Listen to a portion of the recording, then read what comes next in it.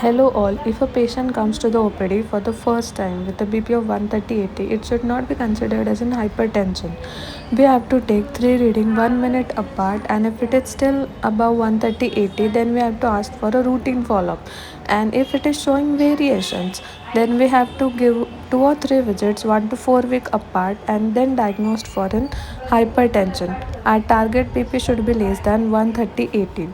As the lifestyles are changing, these are various lifestyle related changes in blood pressure. Now, if a patient with grade 1 hypertension 140, 160, 90, 100 with no systemic disease, we have to ask for a lifestyle measures. If the patient with diabetes, coronary artery disease, chronic kidney disease, hypertension mediated organ damage is there, then we have to give lifestyle measures along with the medicines.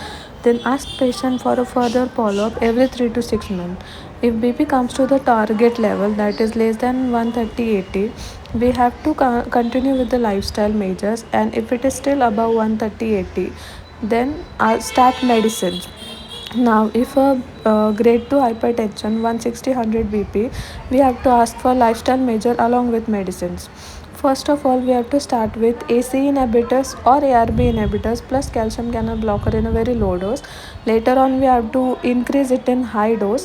Later on, if it is still blood pressure is still high, then we have to add diuretics, and later on spironolactone to get a target BP.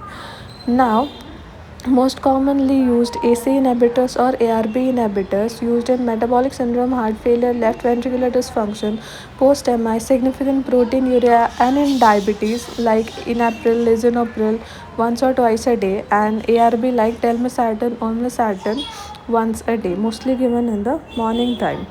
Later on, calcium channel blocker mostly used in metabolic syndrome, angina, and in elderly patient, and in a systolic hypertension. Common examples like amlodipine 2.5 to 20 mg, nifedipine 10 to 40 mg once a day, avoided in a heart failure, AV block, severe hypertension, bradycardia, and in a pregnancy, and calcium channel blocker mostly given in the morning time.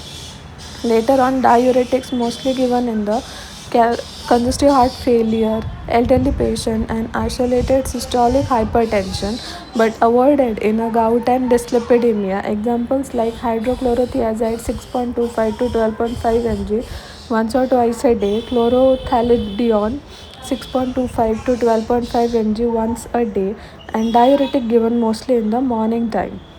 Later on, beta blockers are mostly given in angina, post-MI, tachyarrhythmia, heart failure. Examples like metoprolol 25 to 100 mg once or twice a day, bisoprolol 2.5 to 10 mg once a day, avoided in a heart block, asthma, hypotension, severe bradycardia. Beta blockers are given mostly in the morning time. Okay, now the next class of the medicines is alpha blockers, mostly given in the prosthetic hypertrophy and chronic kidney diseases. Alpha blockers, examples like prazosin 2.5 to 10 mg twice or thrice a day, and daxosin 1 to 4 mg once a day, avoided in the orthostatic hypertension and a congestive heart failure, and alpha blockers are given mostly in the night time. Now, even after ACE inhibitors, ARB inhibitors, and calcium channel blocker, and after adding diuretic, BP is still not controlled. It is called as a resistant hypertension.